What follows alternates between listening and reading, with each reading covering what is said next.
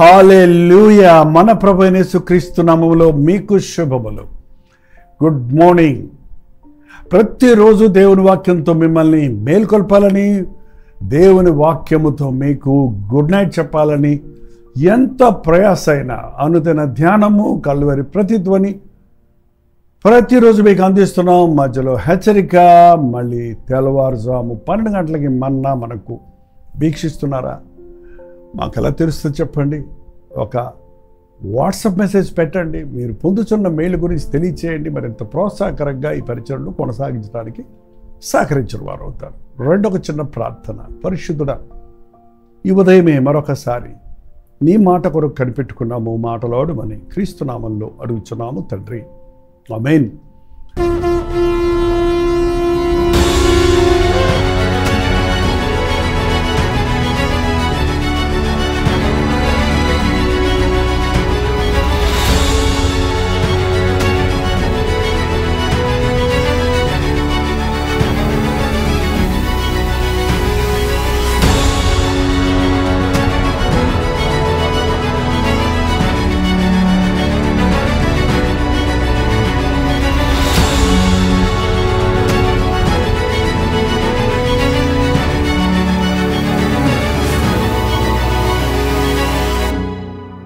ఏంటండి, రాజుల గురించి ధ్యానిస్తుంటే మనకి నిరుత్సాహంగా ఉంది కదా. అంటే అన్నీ నెగటివ్ పాయింట్సే వస్తున్నట్టుగా కనపడుతున్నాయి. నిజమే, మరి ఒక్కడు కూడా సరైన రాజు లేడు, సరైన మనిషి లేడు, ఏ భేదము లేదు. అందరూ పాపము చేసి దేవుడు అనుగ్రహించే కృపను పోగొట్టుకున్నారు. ఏ తేడా లేదండి. ఎన్ని రాజ్యాలు ఉన్నా ఈ రాజ్యాలన్నీ, రాజ్యాధికారాలన్నీ అక్రమాలతో, అవినీతితో కూడినవే, తాత్కాలికమైనవే. Kingdoms may rise and kingdoms may fall. రాజ్యాలు లేస్తాయి, పడిపోతాయి, కొత్త ప్రభుత్వాలు వస్తాయి, కొత్త రాజ్యాలు వస్తాయి. ఏదన్నా దొరుకుద్దంటే యథా స్థితే, అదే పరిస్థితి. కారణం, ఒక మనిషి చెడ్డవాడై ఉండి మంచిది చేయలేడు. కానీ అదే మనిషి దేవునికి తన్ను సంపూర్తిగా అప్పగించుకుంటే ఆయన ద్వారా మనం ఏమైనా చేయగలుగుతాం. అప్పగించుకున్నంతసేపు ఈ రాజులు కొన్ని మంచి కార్యాలు చేశారు. గర్వం వచ్చినట్టనే, నిర్లక్ష్యం వచ్చినట్టనే, దేవుని మాటను పరిపూర్ణంగా విననప్పుడు మరల పతనమైపోవటం చూస్తున్నాం. నిన్న ఒక రాజు గురించి మనం ధ్యానించాము. అతని పేరు యెహూ.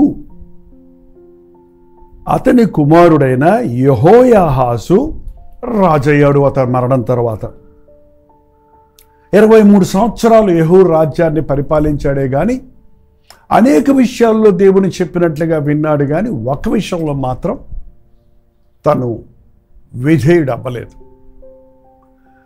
అందువలన యుద్ధాలతో, పోరాటాలతో ఉన్న తన రాజ్యాన్ని తన తండ్రి ఉన్నప్పుడే యెహోయాహాజు ఆ సైన్యములో ఉండి తండ్రికి సహకరించినట్లు కనపడుతూ ఉంది. దేవుడిని విడిచిన వారికి శ్రమలు విస్తరించును. దేవుని మాట వినకపోతే దేవుని కోపం రగులుకుంటుంది. దేవుని కోపం అండి మనం తట్టుకోలేము. ఆయన శాపాలు మనం తట్టుకోలేము. ఆయన కొడితే మనం మసైపోతామంటారు చూసారా. ఆయనకి ప్రేమ కలిగిన దేవునికి శిక్షిస్తాం రాదండి, కుదరదు. అందుకే ఆయన ఇశ్రాయేలీయులు తప్పు చేసినప్పుడల్లా వారిని శత్రువు చేతికి అప్పగించాడు. ఇశ్రాయేలీయులు ఐగుప్తులో దేవుణ్ణి మరిచినప్పుడు ఐగుప్తీయులకు బానిసలైపోయారు. మళ్ళీ వారిని విడిపిస్తున్నప్పుడు దారిలో అనేక సార్లు దేవుడు వారిని విడిపిస్తున్నా మళ్ళీ దేవునికి అవిధేయులైనప్పుడు ఒకసారి మిద్యానీయుల చేతికి అప్పగించాడు. వారు మిక్కిలి హీనదశకి చెందినప్పుడు 7 సంవత్సరాల తర్వాత దేవునికి మొరపెడితే మళ్ళీ దేవుడు వారిని విడిపించాడు. ఐగుప్తులో వాళ్ళు మూలిగితే వాళ్ళు మూలుగులు విని మోషేని పంపించి విడిపించాడు. నీ జీవితంలో కష్టాలు చుట్టుకుంటున్నాయి అంటే ఎక్కడో నీవు దేవుని మాటకు అవిధేయుడమయ్యావు. దేవుని కోపదలను కంచెను పోగొట్టుకున్నావు. నువ్వు ఎంత తొందరగా దాన్ని గ్రహించి ఆ పాపమును ఒప్పుకొని పశ్చాత్తాపడి దేవుని సహాయం కోరుకుంటే అంత త్వరగా నీకు విడుదల దొరుకుతుందండి. అంత కుదిరినంత వరకు కుస్తీ పట్టి ఇక చేతులెత్తే సమయంలో దేవా అంటారు చాలామంది. కానీ నీ క్షేమధనములందే నీ తప్పును గుర్తిస్తే నువ్వు సురక్షితంగా ఉంటావు. ఈ యెహోయాహాజు రాజైన తర్వాత కూడా అతడు తన తండ్రి వదిలిపెట్టిన ఆ యెరోబాము యొక్క పాప విషయంలో మాత్రం ఇతడు కూడా ఏమీ ఒక నిర్ణయం తీసుకోలేదు. దేవునికి రావాల్సిన మహిమను మరి దేనికి రాని ఒప్పుకోడండి, ఆయన చెందనివ్వడం. రోషం కలిగిన ఒక భర్త తన భార్య తనకు మాత్రమే సొంతం అన్నది అని అంటాడు కదా. నా భార్య నాకు సొంతం, ఇంకొకడు ముట్టడానికి వీల్లేదు, ఇంకొకటి వైపు తిరగడానికి వీల్లేదు.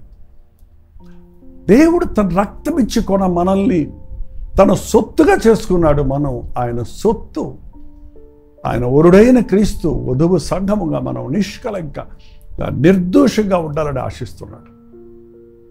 ఆయన్ని విడిచి మనం లోక కార్యాల్లోనికి వెళ్ళి ఈ లోక స్నేహము దేవునితో, ఈ లోక స్నేహము వ్యభిచారం అని ఉందండి. వ్యభిచారులారా, ఈ లోక స్నేహము దేవునితో వైరమని మీరు ఎరగరా? భర్తను కాదని మరొక పురుషుని కోరే శరీరేచ్ఛలకు లోనయ్యే వారిని వ్యభిచారులు అంటున్నాం. లేక భార్యను విడిచి మరొకరు కోరుకునేవారు. దేవుడు పరిశుద్ధుడు, మనల్ని పరిశుద్ధులుగా ఉండమంటే మాటి మాటికి ఈ ఇశ్రాయేలీయులు వేరే వాటిని పెట్టుకొని నీవే మా దేవుడు అన్నట్టు వాటి వెంట పడుతున్నప్పుడు దేవుని కోపం రగులుకుంటే శత్రువులకు అప్పగిస్తే బెన్హదదు అనే అతను వీరి మీద పడ్డప్పుడు వారు అనేకులు హతులైపోవటం, వారి ఇశ్రాయేలీయుల యొక్క జనాంగ శేషం తరిగిపోవటం చూశాడు. వాళ్ళ తండ్రి కాలంలోనే అది జరిగింది, గత రాజుల కాలంలో అది జరుగుతూనే వస్తుంది. ఈ యెహోయాహాజు ఆ విషయాన్ని గ్రహించినప్పుడు ఒక మంచి పని చేశాడండి. మంచి పని ఏంటో తెలుసా అండి మీకు? చూడండి, 4వ వచనం, 13వ అధ్యాయం మొదటి 2 రాజులు 4వ వచనం. అయితే యెహోయాహాజు యెహోవాను వేడుకొనగా యెహోవా సిరియా రాజు చేత బాధ నొందిన ఇశ్రాయేలులందరినీ కనికరించి అతని మనవిని అంగీకరించను. అయితే యెహోయాహాజు యెహోవాను వేడుకొనగా ఇశ్రాయేలీయులు నాశనమైపోతున్నారు, మరణిస్తున్నారు, శేషము తరిగిపోతుంది అని గ్రహించిన రాజు మొరపెట్టాడు దేవునికి. ఒక తండ్రిగా నీ బిడ్డలు పాడైపోతున్నారు, తప్పిపోతున్నారు, తప్పుదారులు పడుతున్నారు అని తెలిసినప్పుడు నువ్వేం చేస్తున్నావు? ఇంకా వారిని కొడుతున్నావు, తిడుతున్నావు, ఇంట్లో నుంచి పొమ్మంటున్నావే కానీ, సాతాను చేతికి అప్పగిచ్చేస్తున్నావే కానీ ఆ బిడ్డల కొరకు దేవుని సందులో మొరపెడుతున్నావా? తల్లిగా నీవు దేవుని సన్నిధిలో రేయి మొదటి జామున లేచి నీ పసిబిడ్డల ప్రాణము కొరకు మొరపెడుతున్నావా? భయంకరమైన దినాల్లో మనం ఉన్నామండి. మరణము కిటికీలను ఎక్కుతున్నది అని బైబిల్లో చెప్పబడినట్లు ఎటు చూసిన మనుష్యులు టప్ రాలిపోతున్నారు కదా. ఏ యాక్సిడెంట్లో, ఏ యుద్ధంలో, ఏ నక్సలైట్స్ల దాడిలో, ఏ యొక్క విపత్తుల్లో, ఏ రోగాలతో ఏ రీతిగా ఎవడు చనిపోతాడో తెలియని పరిస్థితిని మనం ఈరోజు చూస్తూనే ఉన్నాం. మరణమును జయించిన ప్రభువుని గురించి ఇంతగా విన్నాం, నేర్చుకున్నాం. సజీవుడైన క్రీస్తుకు మొరపెడితే జీవాధిపతి ఆయన అని గ్రహిస్తే మరణము తప్పించుట ఆయన వశం. యెహూ ప్రార్థించాడు. ఏ రాజు ప్రార్థించినట్టుగా ఈ ఇశ్రాయేల్ రాజుల్లో కనబడలేదు, కానీ ఇతడు దేవునికి ప్రార్థించాడు. అవును, మీరు ప్రార్థిస్తారా? ఇవాళ శుక్రవారం అండి, ఉపవాస ప్రార్థన కల్వరి చర్చిలో ఉంది. ఈ రోజుల్లో చాలామంది ప్రార్థన అంటే ఇష్టపడుతున్నారు. ఎందుకంటే మా యొక్క లైవ్ ప్రోగ్రామ్స్లో ఈ మధ్య అనలైజ్ చేస్తున్నాం. ఏ రోజు ఎక్కువ మంది జాయిన్ అవుతున్నారు, ఏ రోజు తక్కువ మంది జాయిన్ అవుతున్నారు, ఏ ప్రోగ్రామ్కి జాయిన్ అవుతున్నారు అని గమనిస్తే ఉపవాస ప్రార్థన రోజు ఎక్కువ మంది జాయిన్ అవుతున్నారు, ఎక్కువసేపు ఉండడానికి కూడా ఇష్టపడుతున్నారని తెలిసినప్పుడు నాకు ఎంతో సంతోషమైందండి. ఊరకే వాక్యం వినేవారు చాలామంది ఉంటారేమో, కానీ మోకాళ్ళ మీద పడి విన్న వాక్యాన్ని జీర్ణించుకునే వరకు ప్రార్థించేవారు, మన కొరతలు కొదువులు ఎరిగి ప్రభువు ముందు పెట్టి ఇతరుల కొరకు, నాశనమైపోతున్న జనాంగముల కొరకు విజ్ఞాపన చేసేవారు ఈరోజు కావాలండి. రోజు ఎంతమంది, ఒక చిటిక వేసేటప్పటికి 85 మంది మరణిస్తున్నారని లెక్కలు కట్టారు. అందులో చాలామంది ప్రభువుని ఎరగని వారు నిత్య నరకములో పడిపోతున్నారని కూడా గుర్తిస్తూ ఉన్నారు.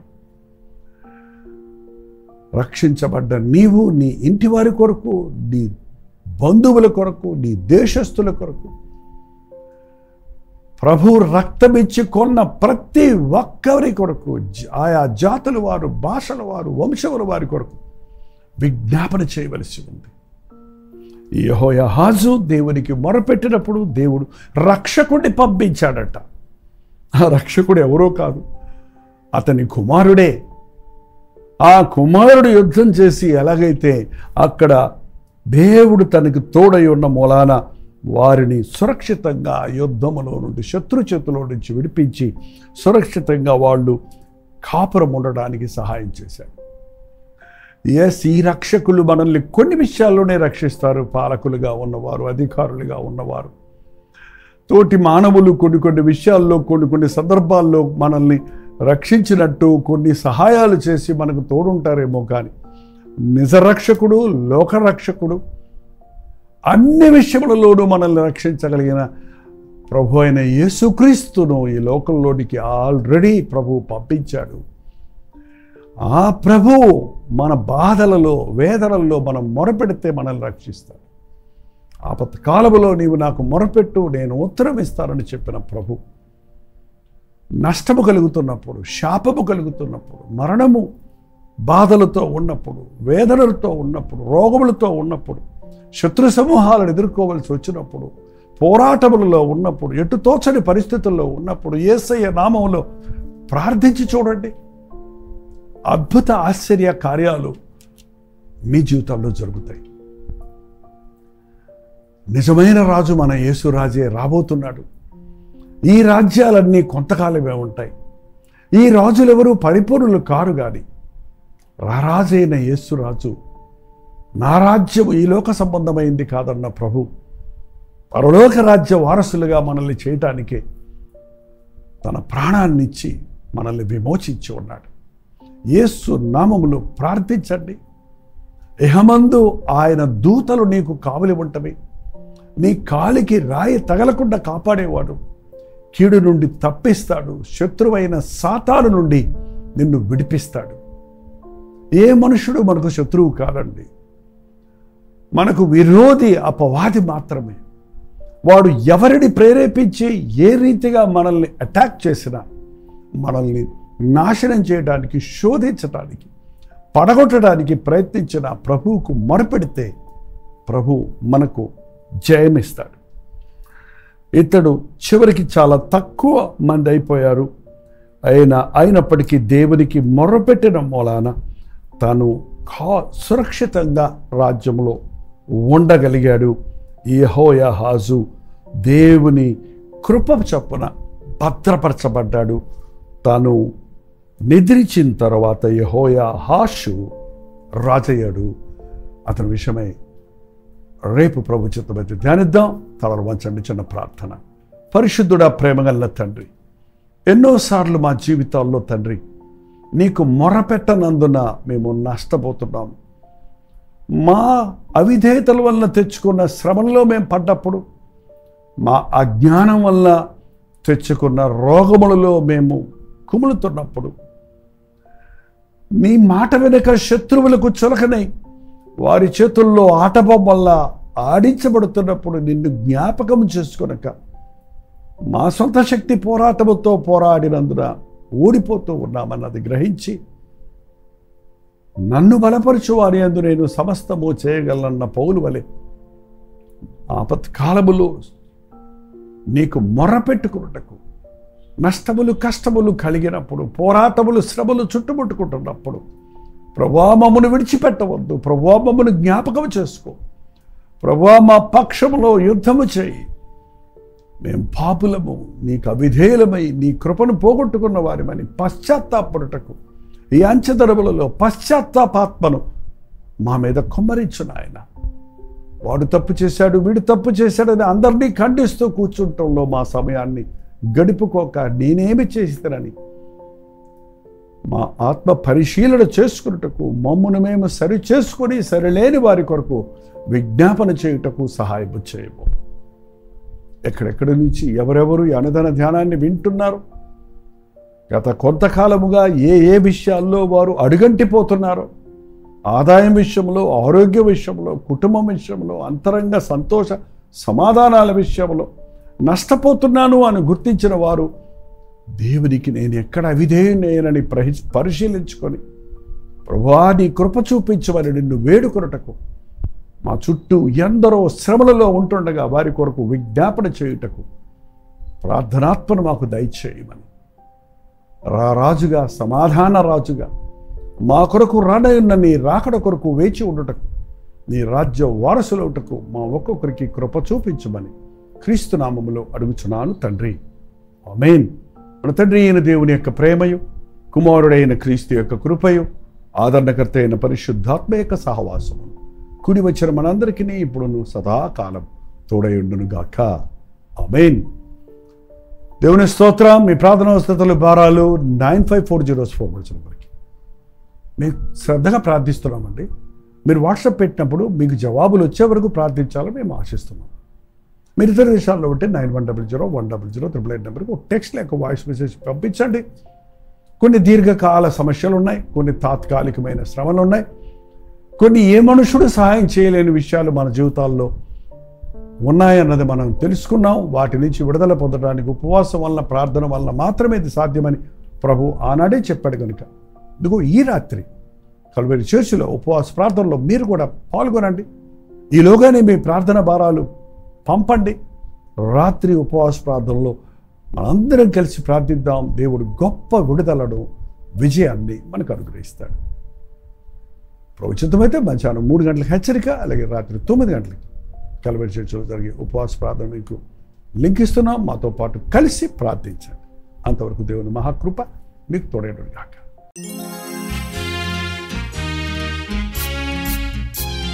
రాజుల చరిత్ర అనే ఈ పుస్తకంలో 42 రాజుల గురించి క్లుప్తంగా వివరించబడి ఉంది. మొదటి దినవృత్తాంతాలు, రెండవ దినవృత్తాంతాలు, మొదటి రోజుల గ్రంథం, రెండవ రాజుల గ్రంథంలో ఉన్న 150 అధ్యాయాల్లో ఉన్న 42 రాజుల చరిత్ర ఓ చిన్న పుస్తకంగా మీకు సులభంగా అర్థం చేసుకోవడానికి అందుబాటులో ఉంది. కావలసిన వారు ఓ చిన్న విరాళాన్ని పంపించండి. ఈ క్రింద ఇవ్వబడినటువంటి ఫోన్ నెంబర్కి సంప్రదించండి.